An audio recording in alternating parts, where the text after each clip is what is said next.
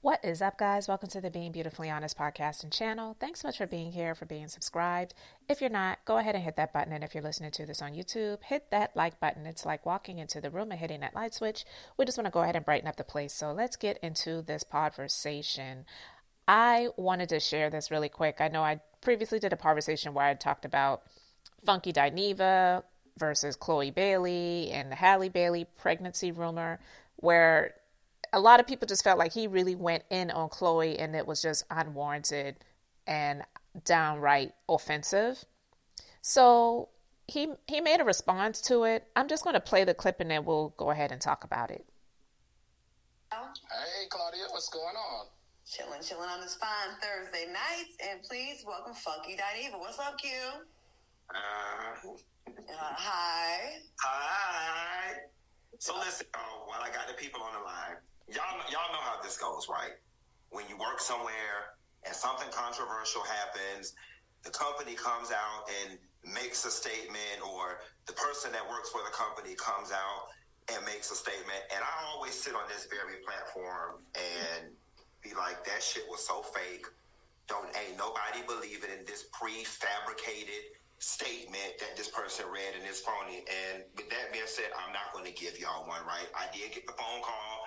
I did get the email. We think that you should provide an apology and show some remorse. And I didn't want to get up here and just say some regurgitated stuff that I was encouraged to say, because y'all are not going to believe it anyway, and it wouldn't be believable, especially considering the fact that I said what I said with my whole chest. I 100% stand 10 toes down on the fact that I think Chloe Bailey is inauthentic when it comes to her as an artist. I think that the sexual image that she gives sometimes is unbelievable, and I think that in her defending her sister, the whole, clapping back, and I just thought it was inauthentic. I do. But I also recognize that that's probably where my commentary should have started and stopped. I don't have my head too far up my own ass or so far in my own ego that I can't recognize the fact that I did cross the line when I started talking about her looks. That was below the belt. It was unnecessary, and it was non-germane to the story at hand. And for that, I do apologize. So, again, I apologize for going below the belt when referencing Chloe Bailey's looks. They had nothing to do with the story at hand, and this was a learning lesson, and I hope to move forward and not repeat it. People were thinking that there was like a personal thing with you guys. Like, did she do something? Was there like a background? Because you know how you came for the look so hard. Like, was there anything personal? Was it just you? No, I personally don't think I came super hard, but I also recognize the fact too that Chloe is unproblematic, especially with the Black community. She don't bother nobody. Even I have to say that. So people are going to be extra sensitive when it comes to our unproblematic princesses in the community. So, I mean, I totally get it. And like I said, I can look back on it and realize the looks portion of my comments is where the line was crossed, and I do apologize for that. I appreciate you doing that. I definitely had a lot of messages in my inbox, especially Black women. They're like, he's coming for us, and we support him the most. And I think a lot of women were definitely hurt by that. I understand. I totally understand it. All right, guys. So you heard it. And if you watched the show, you saw it. What I will say is this. I understand what he means when it comes to the fact that when somebody says or does something when they're on a, public platform and it has offended, it has hurt, or, it's just been detrimental in some way, shape, or form, when someone comes out to issue an apology, a lot of times people won't believe it. But honestly, that's not for you to even really think about, to be honest with you, because the fact of the matter is, most of the time people are not sorry about the things that they have said and done. It's just the fact that there are some things when you get to a place in your career that you honestly cannot do and think that it's okay. And so these are, if you want to play the game, shall we say, and be in that industry, be in that field, then there's some things that you just can't say or do and think that it's going to be okay with everyone else. So for him to say, well, I didn't want to do it, but I got the emails and I got the phone calls, that to me was a little bit cringe, because he actually kind of just reiterated the fact that he meant every word that he said, because he said, I said it with my whole chest, but I acknowledged that I went below the belt when I talked about her looks. But then when Claudia chimed in, then he said, well, because she said I was getting DMs from women, and a lot of them felt like, you're coming for Black women and they feel like they support you. And then he was like, well, yeah, I understand, but I didn't even really feel like it was that bad. So if you feel like it wasn't that bad, but then you said, I understand that I hit below the belt, then which is it? So I don't know. It's a little bit sad to see, because listen, Funky Dineva has been on YouTube for years. I remember when I started watching him, I may have mentioned this before, I've been subscribed to his channel for a long time, but when I first saw him, I was like, what the F is that? And I literally was like that. I was at a hair salon at the time, getting my hair done. I think this was back in, like 2011 or 12. It may have been 2011. And she had it on YouTube. And I don't even remember what it was about, but I just remember this character had on red lipstick, had on a busted wig, a beard and a mustache, and it was like, Nessa girl. And I was like, what the F is that? And I literally said that, and she started laughing. But that definitely did pique my interest. It was a little scary, no lie. It was definitely a little bit scary, because I'd never seen nothing like that before.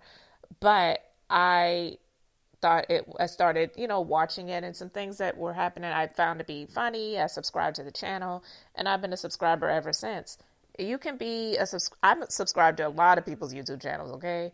But anyway, just because somebody may say or do something that you don't agree with, not all the time does that mean, I'm going to go and unsubscribe. Because to be honest with you, the subscriber count doesn't even matter. It's the views that really matter for the most part. And he's been on YouTube for a long time. He's got it on lock when it comes to the YouTube channel. And there was a time, no lie, there was a time, in my personal opinion, I felt like he wasn't really producing content on his YouTube channel much anymore, because he was doing Fox Soul, and he did talk about some things when it came to his career that just my opinion, I felt like he was just getting a little bit like too braggadocious and making it as if he didn't really need to do things like that anymore, because he's got these other things. But those other things are gigs, jobs, contracts that can end at any moment in time. So don't give up on your first love if it's not something that you have to give up. And so I feel like he may have gotten the memo. So now he's been producing more content on his YouTube channel, but he doesn't do it like he used to do anymore, when he was doing reality show reviews and stuff like that. And that's cool, because people can evolve and do things differently. But then when he does things like this, because it can become problematic at times, I feel that he does need to be careful. And definitely, this isn't the first time that he's had to apologize about some things. He's said some things about Blue Ivy before.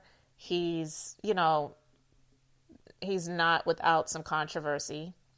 And he definitely is a good friend to T.S. Madison. And then we know about that whole situation that happened not very long ago, and talking about the cisgender women and all that other stuff.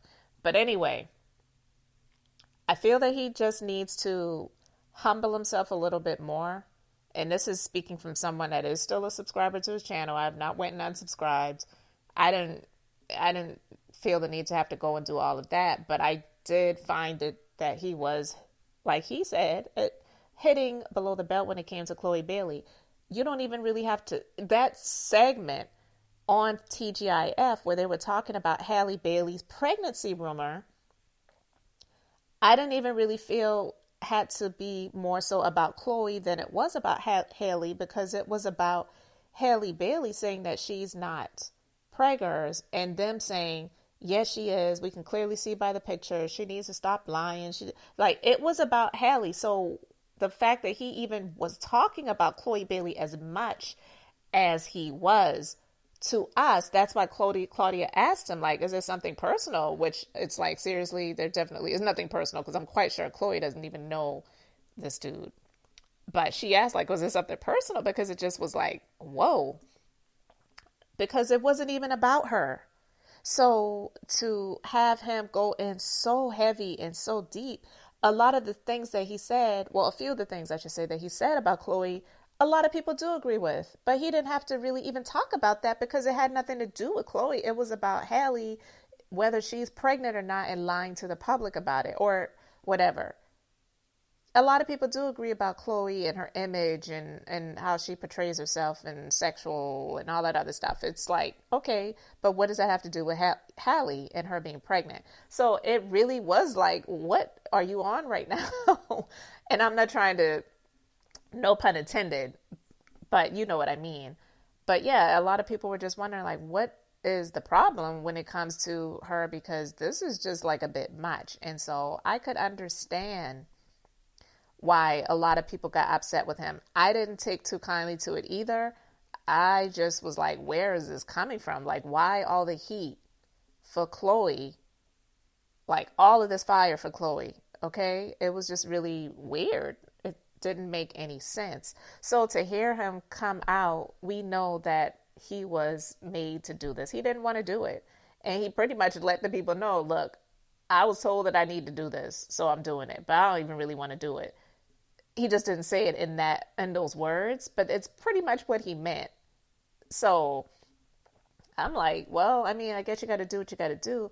But if this is something that you really want, and they have to be careful because Claudia, she had Cocktails with Queens. I believe that was canceled because this, meaning what they have right now with She, Al, and funkydineva, is probably less money to produce because they had people who were seen as more famous on Cocktails with Queens than they did for this. Let's just keep it real.